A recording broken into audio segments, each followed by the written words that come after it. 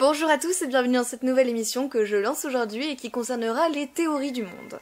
Dans le premier épisode des Revues du Monde, je vous avais très brièvement parlé de la théorie des anciennes astronautes, qui était, entre autres, la théorie favorite en ésotérisme pour expliquer l'apparition des lignes de Nazca. Donc si vous n'avez toujours pas vu l'épisode, je vous laisse le lien juste ici.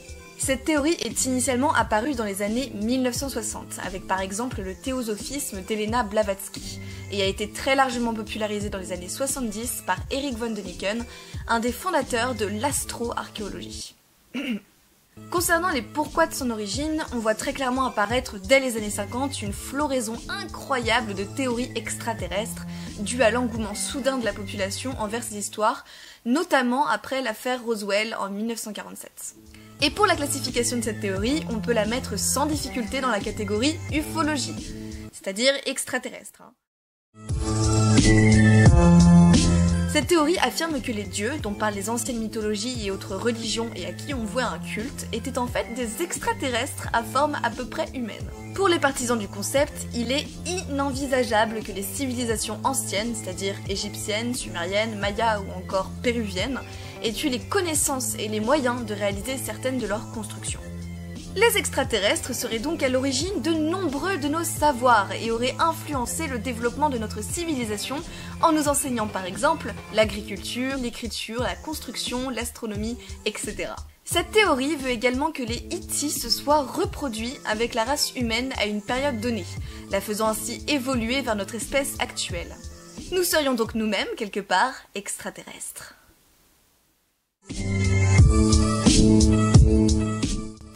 On retrouverait dans diverses fresques, gravures ou dessins de civilisations anciennes des représentations des anciens astronautes et de leur culture.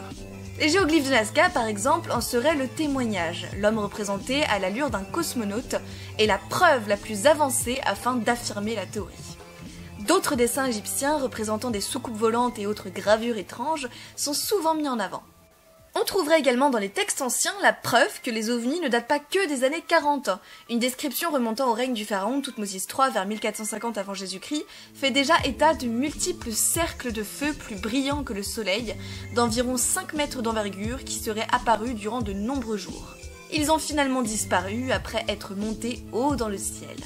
L'auteur romain Julius Obsequens avait également écrit en 99 avant Jésus-Christ que dans Tarquinia, pendant le coucher du soleil, un objet rond comme un globe a pris son chemin dans le ciel d'ouest en est. Certains se sont appuyés sur les études des différentes religions, croyances et mythologies dans le monde, où on observe que dans une écrasante majorité des cas, les dieux ou leur équivalent ont un rapport direct avec le ciel.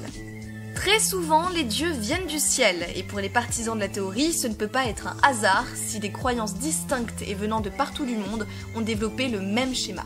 Le sociologue Jean-Bruno Renard a d'ailleurs surnommé cette théorie le néo-évémérisme, expliquant la croyance dans les dieux par l'existence d'étrangers à la Terre qui se seraient illustrés dans notre monde, et les populations primitives les auraient ainsi divinisés. Is such a thing even possible? Yes, it is. Pour appuyer cette thèse, Erich von Däniken nomme le culte du cargo en exemple direct. À la fin du 19e siècle, les aborigènes de Mélanésie ont vu leur terre colonisée, avec notamment l'arrivée de beaucoup de cargos contenant de nombreux vivres et autres outils sophistiqués.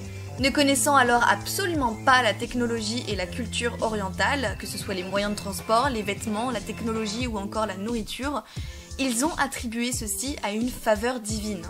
Toutes les régions de la Mélanésie jusqu'en Papouasie ont alors adopté un culte, qui consistait à imiter les opérateurs radio américains qui commandaient ces ravitaillements, dans l'espoir que de nouveaux cargos arrivent, et aujourd'hui ce culte existe toujours sur l'île de Tanna. Ce culte serait l'exemple contemporain de croyances religieuses qui se créent lorsqu'une culture est confrontée à une civilisation technologiquement plus avancée. Pour la grande majorité de la communauté scientifique, cette théorie est considérée comme n'ayant aucun fondement concret. Les éléments archéologiques présentés comme preuve d'un passage sur Terre des Hittis sont très souvent explicables de façon rationnelle. Aujourd'hui, on explique par exemple la fabrication des lignes de Nazca par le système de carroyage. Mais ça, je l'ai déjà expliqué dans la RDM numéro 1.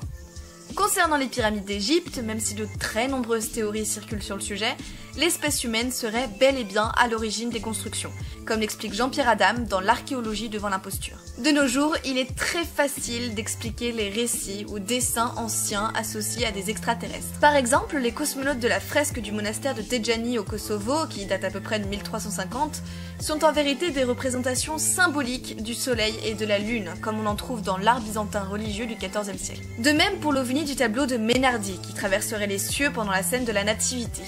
Il serait en réalité la représentation symbolique de l'archange Gabriel. En ce qui concerne l'objet en forme de soucoupe volante sur le tableau de Paolo Uccello, la Thébaïde, il s'agit en fait tout simplement d'un chapeau de cardinal. Et pour ce qui est du fait que la race humaine se soit reproduite avec nos voisins de l'espace, là encore cela pose plusieurs problèmes et conditions. D'un point de vue biologique, les humains ne peuvent même pas se reproduire avec les chimpanzés, qui est pourtant une des espèces les plus proches de l'homme. Il aurait donc fallu que leur gène soit extrêmement proche d'une autre, ou bien que les humains soient eux-mêmes des aliens à la base pour qu'un métissage entre les deux espèces soit envisageable. On explique souvent pour réfuter cette thèse que les défenseurs de la théorie des anciens astronautes font les schémas inverses de la démarche scientifique. Ils prennent des cas particuliers et essayent de tout faire coller autour, ce qui donne très vite un point de vue biaisé. Au final, cette théorie est intéressante, car elle montre notre besoin de chercher de nouvelles explications quant à l'évolution de notre espèce, et notre interrogation face à notre passé, et face à l'inconnu que représente l'univers. Même si la théorie ne repose sur aucun fait concret, elle laisse quand même les portes ouvertes vers de nouveaux champs de réflexion. Cette thèse serait donc envisageable dans la fiction, même si cela paraît compliqué par rapport aux éléments connus de l'évolution de l'humanité et d'un point de vue scientifique. Néanmoins, même si aucune preuve ne permet de l'ancrer dans la réalité, elle n'est pas à bannir d'un revers de manche, car on n'a pas fini de faire des découvertes impressionnantes à propos de la Terre et à propos de nous-mêmes. J'espère que ce premier épisode des théories du monde vous aura plu, le format change un petit peu comme vous pouvez le constater, mais comme il s'agit du premier épisode, je tenais encore à rappeler, même si je pense qu'à l'avenir je ne le ferai plus, que cette émission sera traitée en toute objectivité et qu'elle reste neutre. Donc j'appelle encore une fois à la tolérance et au respect des croyances des uns et des autres. Le but n'étant absolument pas de créer une conversation qui vire dans les extrêmes, j'aimerais vraiment que le débat soit constructif et argumenté. Le but de l'émission est également justement de débattre, donc j'attendrai vraiment dans les commentaires, ça me ferait en tout cas super plaisir, si chacun pouvait donner un petit peu son avis concernant cette théorie. Et je sais pas, peut-être qu'à la fin de chaque théorie du monde, je ferai un petit point sur l'ancien épisode pour résumer un peu vos avis et voir quels sont les pourcentages de personnes qui y croient, qui n'y croient pas, et quelles sont les raisons avancées. Donc n'hésitez pas à me dire si l'idée vous plaît. Bonne année 2015 à tous, en espérant qu'elle soit remplie de mystères et de découvertes intrigantes.